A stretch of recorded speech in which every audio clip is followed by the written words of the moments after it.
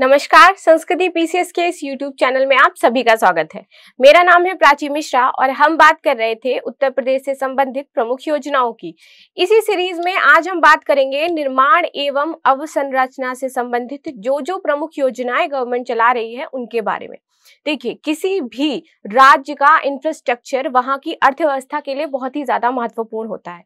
तो इस स्थिति में निर्माण एवं अवसंरचना से जुड़ी हुई योजनाएं गवर्नमेंट बहुत सारी चलाती है। जैसे वर्तमान में अभी आपकी झांसी लिंक परियोजना चल रही है, बुंदेलखंड लिंक परियोजना चल रही है।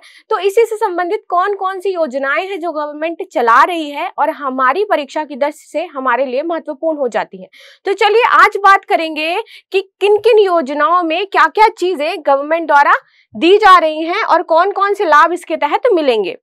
आज यह 4 योजनाएं हैं जिनके बारे में हम बात करेंगे। पहला है प्रधानमंत्री आवास योजना ग्रामीण। यहाँ पे ग्रामीण इसलिए लिखा हुआ है क्योंकि यह 2 पार्ट में चल रही है, एक ग्रामीण और दूसरा शहरी। इसके बाद हम बात करेंगे प्रधानमंत्री सहज बिजली हर घर योजना, जिसको शॉर्ट में कहते हैं सौभाग्य। तीसरी हमारी योजना है स्वामित्व योजना और चौथी है उत्तर प्रदेश मातृभूमि योजना। यहाँ पर वह योजनाएं भी मेंशन है जो केंद्र सरकार और राज्य सरकार मिलकर के चला रही है। ठीक है, तो चलिए हमेशा जैसे हर लेक्चर के पहले मैं बताती हूँ कि यदि हम योजनाएं पढ़ रहे हैं तो वह किस प्रकार से हमारे एग्जाम के लिए बहुत ही ज्यादा महत्वपूर्ण हो सकती हैं।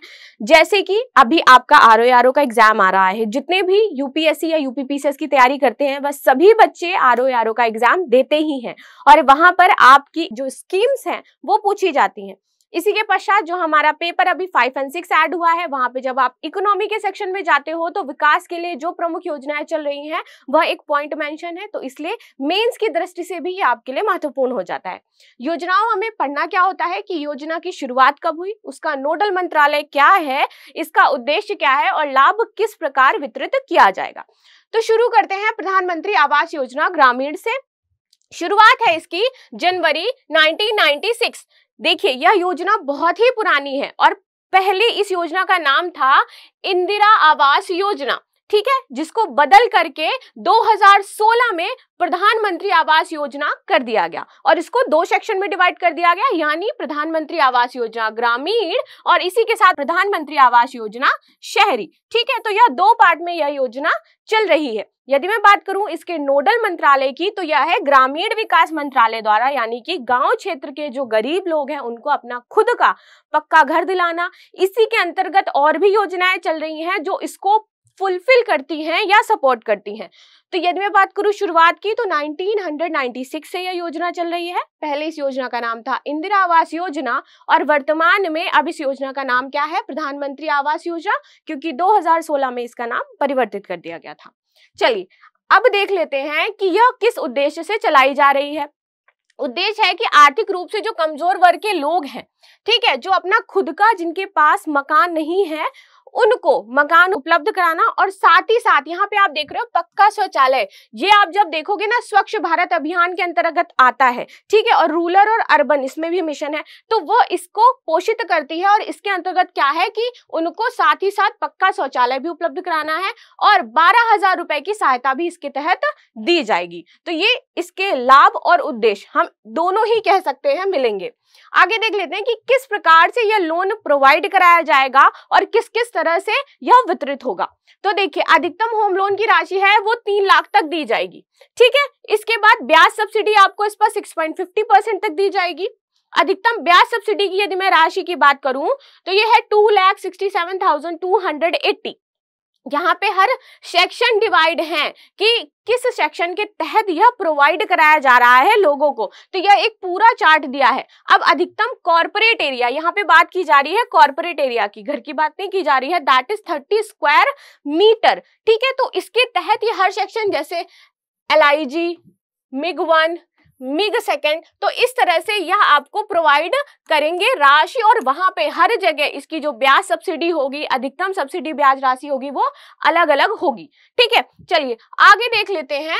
इसके बाद ये प्रधानमंत्री उज्ज्वला योजना, जैसे कि मैंने बोला कि यह योजना क्या है, अपने अंतर्गत और भी कुछ योजनाओं को पोषित करती है। तो उज्ज्वला योजना, देखिए हमारे पास घर आ गया, अब घर में हमें खाना बनाने के लिए गैस सिलेंडर तो चाहिए। यदि हम उनको एक अच्छा स्टैंडर्ड देना चाहते हैं तो हमें क्या चाहिए कि उनके पास गैस होनी चाहिए, यानी कि धुएं से जो बीमारियां होती है वो सब ना फैले। तो ये कैसे दिया जाएगा? उज्ज्वला योजना के तहत उनके घरों में गैस के कनेक्शंस प्रोवाइड किए गए। तो इसी के अंतर्गत आ गई आपकी कौन सी? प्रधानमंत्री उज्ज्वला योजना।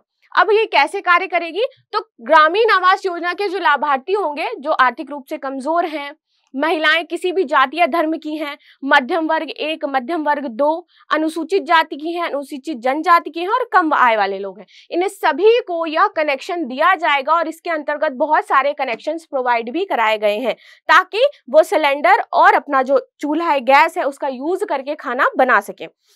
इसी के तहत जैसे मैंने बताया कि स्वच्छ भारत अभियान जो चल रहा था, ओपन डेफिकेशन को कम करने के लिए हर घर में शौचालय बनाया जा रहा था, तो वह भी इस योजना को पोषित करती है। तो मतलब आपको घर मिल गया, आपको गैस मिल गई, आपके घर में क्या है, एक शौचालय बन गया, तब जाकर के यह योजना पूरी तरह से कंप्लीट हो जाती है। ठीक है, चलिए आगे देख लेते हैं। ग्रामीण आवास योजना PM 2023 में क्या क्या चीजें इसमें सुधार किए गए हैं या नई नई चीजें इसमें ऐड करी गई हैं। तो इस योजना के अंतर्गत 1 करोड़ आवास निर्माण के लिए आर्थिक सहायता प्रदान की जाएगी, यानी लक्ष्य रखा गया है कि मिनिमम 1 करोड़ लोगों को हमें घर बना करके देना ही देना है।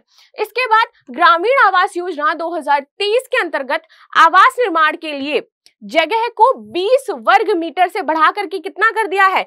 25 वर्ग मीटर कर दिया गया है। तो ये एक इंपॉर्टेंट पॉइंट है। और इसमें क्या है, रसोई हेतु क्षेत्र भी शामिल है, यानी कि 25 वर्ग मीटर में आपका क्या होगा, रसोई भी शामिल होगा, रूम भी शामिल होगा, देन आपका क्या होगा, वॉशरूम भी होगा। ठीक है, जो पक्का शौचालय जिसकी बात करी जा रही है। इसके बाद इस योजना के तहत मैदानी क्षेत्र की इकाई सहायता 1.20 लाख है, यानी कि जो मैदानी क्षेत्र है, नॉर्मल क्षेत्र है, जहां पे आसानी से घर बनाया जा सकता है।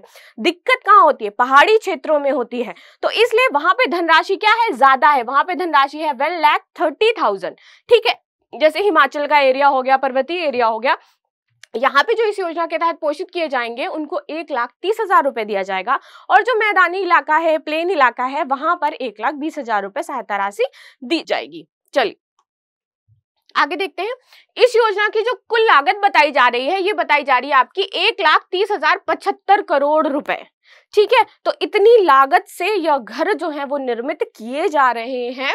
और इसमें अनुपात की यदि मैं बात करूं, जैसे मैंने आपको बोला ना कि केंद्र और सरकार ये दोनों द्वारा प्रायोजित योजना है। ठीक है, तो यह सिर्फ एक स्टेट की नहीं है, इसको आप कह सकते हो सेंट्रल गवर्नमेंट भी इसमें इन्वॉल्व है और स्टेट गवर्नमेंट भी इसमें इन्वॉल्व है, दोनों मिलकर के इसको चला रहे हैं।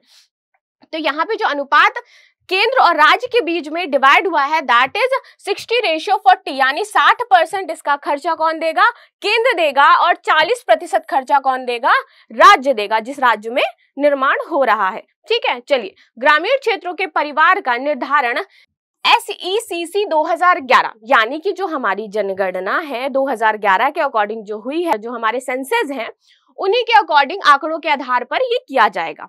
आगे देखते हैं, किसी राज्य के दुर्गम क्षेत्र का वर्गीकरण राज्य सरकारों को करना होगा। अब जैसे कि पहाड़ी इलाका है, जैसे मैंने बताया कि वहां पे आपका 1,30,000 है, और नॉर्मल जो प्लेन इलाका है वहां पे 1,20,000 है। तो जो भी राज्य है, अगर हिमाचल राज्य है तो वो डिसाइड करेगा कि कौन सा उसका दुर्गम इलाका है जहां पे 1,30,000 मिलना चाहिए लोगों को, और कौन सा उसका प्लेन इलाका है जहां पे 1,20,000 मिलना चाहिए। तो यह जो डिवाइडेशन होगा यह राज्य सरकार स्वयं तय करेगी।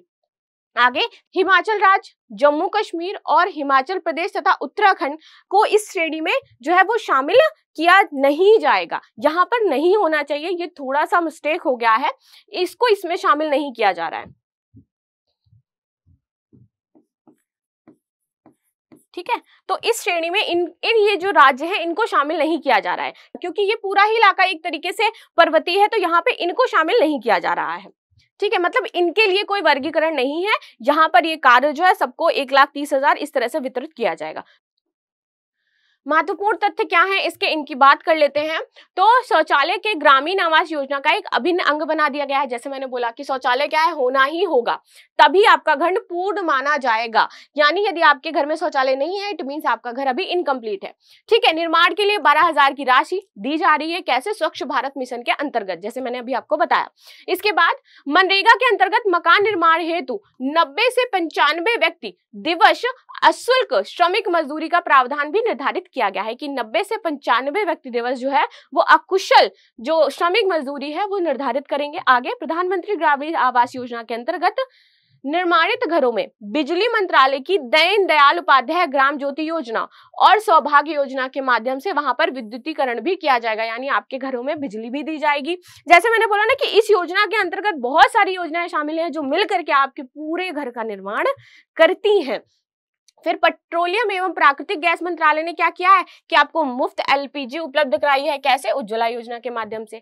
इसके अलावा जल जीवन मिशन के अंतर्गत आपके घरों तक पाइपलाइन से जल आपूर्ति की जाएगी ताकि आपको स्वच्छ जल मिल सके, और साथ ही साथ विधवा, अविवाहित और अलग व्यक्ति को छोड़कर मकान का आवंटन पति पत्नी के नाम संयुक्त रूप से किया जाएगा। तो यहाँ पे आपको एक चीज समझ में आया होगी, गवर्नमेंट क्या कर रही है? गैप को फिल कर रही है। समान है, महिला और पुरुष दोनों समान है और दोनों के नाम पर संयुक्त रूप से मकान होगा। ऐसा नहीं है कि किसी को मकान मिल गया, दूसरे वाले को उसने घर से निकाल दिया। ठीक है, तो इसलिए आगे चलते हैं। 31 मार्च तक ग्रामीण महिलाओं के नाम पर 68% आवास या तो अकेले या संयुक्त रूप से स्वीकृत किए गए हैं। किसी ने कहा कि कोई नहीं, आप सिर्फ महिला के नाम पर कर दीजिए, या फिर किसी ने बोला ठीक है संयुक्त रूप से हम क्या है अपना आवास अपने नाम करवा लेते हैं।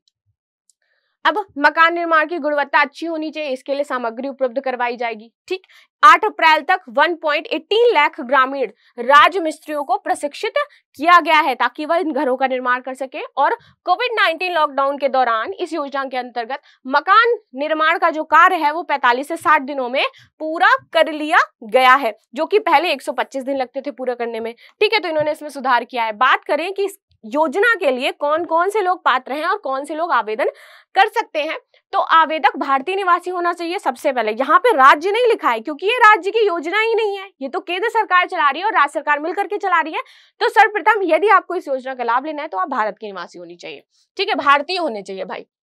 इसके तहत परिवार जिनमें 16 से 59 वर्ष की आयु तक कोई वयस्क सदस्य नहीं है तो ही उसको ये घर जो है वो बना करके गवर्नमेंट देगी। ठीक है, यदि इस उम्र के वयस्क, इसके मध्य में यदि कोई वयस्क व्यक्ति है जो कमा सकता है, जो आय अर्जित कर सकता है, वो इस योजना के अंतर्गत नहीं आएगा। ठीक है, महिला मुखिया वाले परिवार जिनमें से 16 या फिर 59 वर्ष की आयु का कोई वयस्क नहीं है, उनको इसमें शामिल किया जाएगा। यानी यहाँ पे क्या था, पुरुष है। ठीक है, यहाँ पे पुरुष नहीं है, यहाँ पे पुरुष नहीं है, यहाँ पे क्या लिखा हुआ है, महिला मुखिया। ठीक है, और यहाँ पे पुरुष भी इंक्लूड है साथ में। तो महिला मुखिया वाला परिवार हो या फिर पितृ समाज, या फिर कह सकते हो कि पुरुष मुखिया वाला परिवार हो, दोनों में ही यदि आपकी मिनिमम 16 वर्ष और मैक्सिमम 59 ईयर्स की आयु का कोई भी सदस्य है इनके बीच में और वो आय अर्जित कर सकता है यानी कमा खा सकता है, तो वह इस योजना के लिए पात्र नहीं है। ऐसे परिवार जिसमें 25 वर्ष से अधिक आयु का कोई साक्षर सदस्य नहीं है, वह इसके लिए पात्र, यानी कि 25 वर्ष की आयु का कोई ऐसा व्यक्ति जो साक्षर है, जिसको नॉलेज है, जो कार्य कर सकता है, अगर उस परिवार में इस तरह से व्यक्ति नहीं है तो ही पात्र है, यदि है तो वह इस योजना के लिए पात्र नहीं है। आप देख रहे हो कि यहाँ पर डिस्ट्रीब्यूशन पात्रता को किस प्रकार से डिसाइड किया गया है गवर्नमेंट के द्वारा। ठीक है, आगे आ जाते हैं। प्रधानमंत्री सहज बिजली हर घर योजना, यही सौभाग्य योजना है जिसके अंतर्गत क्या है, लोगों के गांव घरों में बिजलियां उपलब्ध कराई जा रही हैं। ठीक है, तो यह योजना शुरू की गई थी आपकी 25 सितंबर 2017 को। ये दूसरी योजना का है, ये मिस्टेक है। नोडल एजेंसी इसकी है रूरल इलेक्ट्रिफिकेशन कॉर्पोरेशन लिमिटेड। ठीक है, यह इसकी एजेंसी है जिसके तहत यह कार्य कर रही है। उद्देश्य क्या है कि देश के जिन ग्रामीण और शहरी दोनों क्षेत्रों की बात की जा रही है, वहां पे यदि बिजली नहीं है तो उनको बिजली कनेक्शन मुफ्त में देना है। लेकिन वो होने कैसे चाहिए, गरीब परिवार होने चाहिए जिनके पास मतलब आर्थिक सहायता के लिए कुछ भी नहीं है, तो उनको यह बिजली मुफ्त में उपलब्ध कराई जाएगी, कनेक्शन दिया जाएगा। आगे आ जाते हैं। केंद्र सरकार हर घर को एक सोलर पैक देगी। सोलर यानी आप जानते हो जो आपके सन की रेस से सोलर पैनल होता है, आप उसको छत पे रख दो, चार्ज होता है, देन आपको रात में वो लाइट वाइट देता है। तो सोलर पैक देगी जिसमें 5 LED बल्ब और 1 पंखा होगा, तो यह उनको प्रदान किया जाएगा। सरकार द्वारा इस योजना के तहत रिमोट व अप्राप्त क्षेत्रों में स्थिर और गैस विद्युतीकरण जो घर हैं उनके लिए बैटरी बैंक के साथ 200 से 300 WP के सौर ऊर्जा के पैक प्रदान किए जाएंगे। ठीक है, अब यहाँ पे ये रिमोट और अप्राप्त क्षेत्र से मतलब ये है कि जो पहाड़ी एरिया हो गया, रिमोट एरिया हो गया, या जहां पर बिजली की पहुंच बहुत कम सुनिश्चित हो पाती है, बहुत मुश्किल से, तो इस तरह के जो क्षेत्र हैं वहां के लिए यह कार्य किया जाएगा कि बैटरी के साथ आपको 200 से 300 WP के सौर ऊर्जा के पैक दिए जाएंगे। ठीक है, जिसमें आपकी 5 LED रोशनी होंगी, 1 DC फैन होगा, एक डीसी पावर प्लग शामिल होगा। ठीक है, तो यह इस प्रकार से इनकी हेल्प करेगा। आगे देखते हैं, केंद्र सरकार का सौभाग्य योजना के तहत हर गांव और हर शहर घर को बिजली दी जाएगी, या इसका लक्ष्य है। ठीक है, अब इसके क्रियान्वयन के लिए यदि बात करूं तो गवर्नमेंट ने कितना किया है, 16,320 करोड़ रुपए इसके लिए आवंटित किए गए हैं बजट में। अब सरकार 5 साल तक बैटरी बैंक की मरम्मत का खर्च भी उठाएगी। जो आपको बैटरी बैंक दिया जाएगा 5 साल तक, यदि उसमें कोई भी प्रॉब्लम होती है तो उसकी मरम्मत गवर्नमेंट करके आपको देगी। ठीक है, इस योजना के तहत ट्रांसफार्मर, तारों, मीटर जैसे उपकरणों को भी सरकार सब्सिडी प्रदान करेगी। यदि आप लगवाना चाहते हो किसी भी एरिया में लग रहा है तो गवर्नमेंट उसके लिए क्या करेगी, सब्सिडी देगी। मीटर या तार लग रहे हैं तो उसके लिए भी सब्सिडी देगी।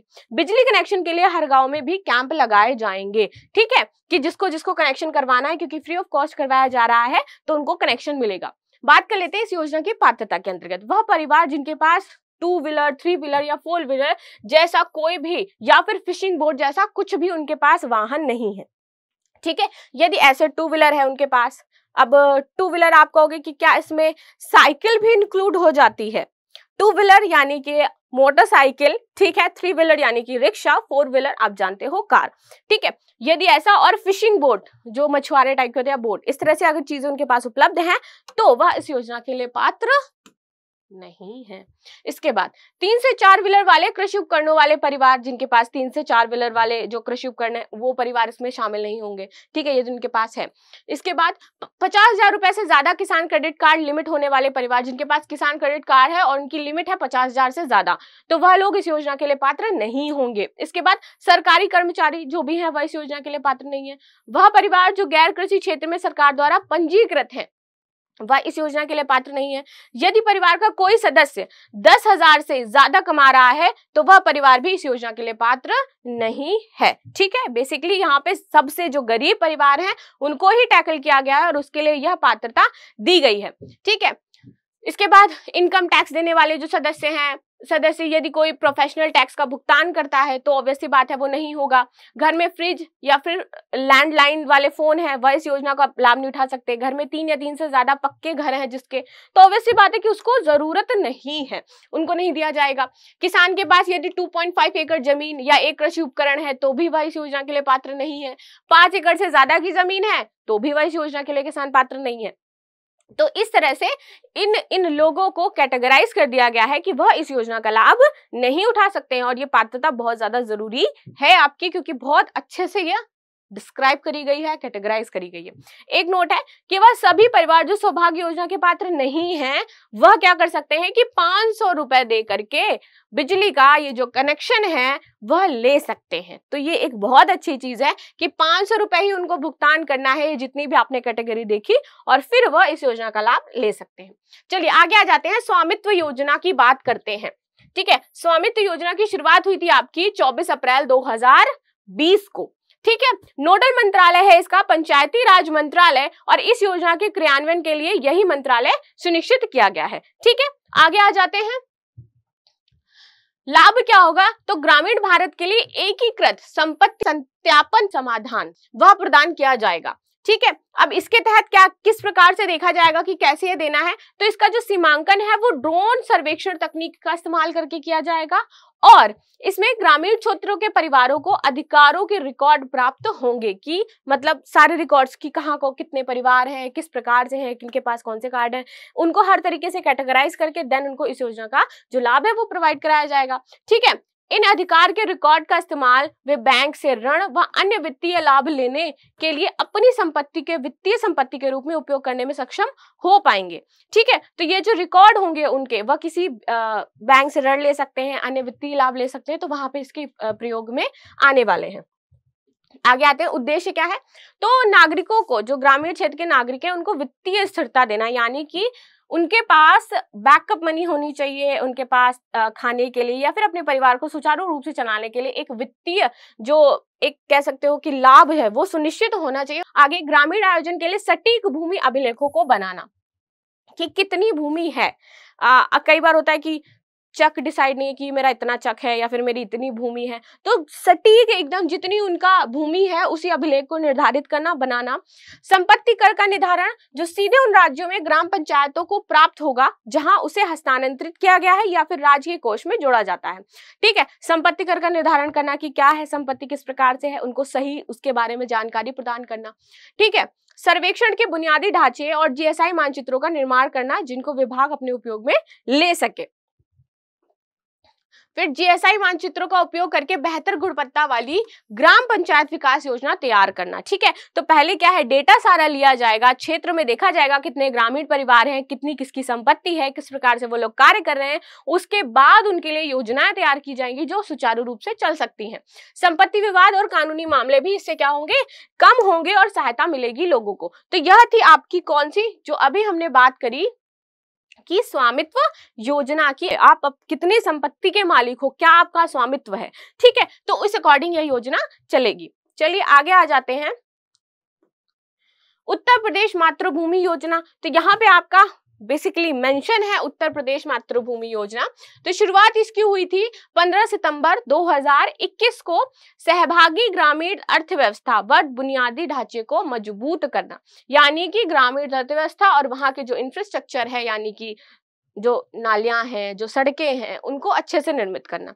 आम आदमी को राज्य के विकास कार्यों में प्रत्यक्ष भागीदार बनाना, ताकि प्रत्येक जो नागरिक है, चाहे वो गांव का हो चाहे वो शहर का हो, राज्य के विकास में सहयोगी है। यानी कि उसके बाद आपको क्या करना पड़ेगा, जो गांव की सड़कें हैं उनको शहरों से जोड़ना है, उनको अच्छे से कनेक्टिविटी प्रदान करनी है, तभी तो बुनियादी ढांचा मजबूत होगा और वो क्या हो सकते हैं, हमारे राज्य के विकास में सहयोगी बन सकते हैं। चलिए, प्रमुख बिंदु, मुख्यमंत्री ने यह घोषणा लखनऊ में करी कि ग्राम सड़क योजना एवं जिला पंचायतों के तहत विभिन्न सड़कों का उद्घाटन व शिलान्यास किया जाएगा।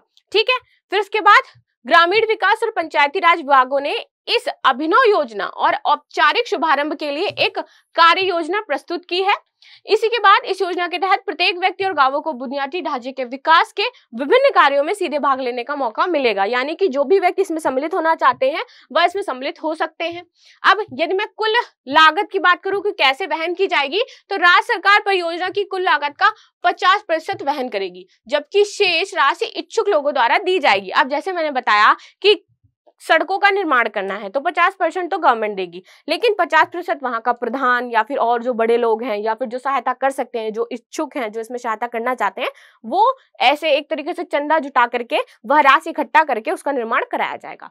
ठीक है, इसके बाद उत्तर प्रदेश मातृभूमि योजना गांवों में स्वास्थ्य केंद्र, आंगनबाड़ी, पुस्तकालय, स्टेडियम, व्यायामशाला, ओपन जिम, पशु नस्ल सुधार केंद्र, अग्निशमन सेवा स्टेशन आदि की स्थापना के लिए कार्य करेगी। ठीक है, मतलब इसके तहत ये कार्य किए जाएंगे और ये जो स्थापित होगा 50% गवर्नमेंट और बाकी 50% इच्छुक लोग जो भी इसमें कार्य करना चाहते हैं।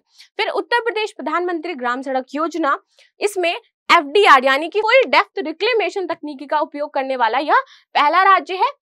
आजमगढ़ और जौनपुर जिला पंचायतों में इस FDR पद्धति से ही पायलट प्रोजेक्ट के रूप में सड़कों का निर्माण किया जा रहा है। ठीक है, यानी सड़कों को कनेक्ट किया जा रहा है। तो यह थी आज की हमारी योजनाएं जो हमने पढ़ी। आई होप आपको समझ में आई होंगी। यदि आपको समझ में आई हैं, अच्छी लगी हैं, इसके बाद हमें जो पढ़ना है पहले वो भी बता दूं। और बिहार की सीरीज भी हमारी स्टार्ट हो चुकी है।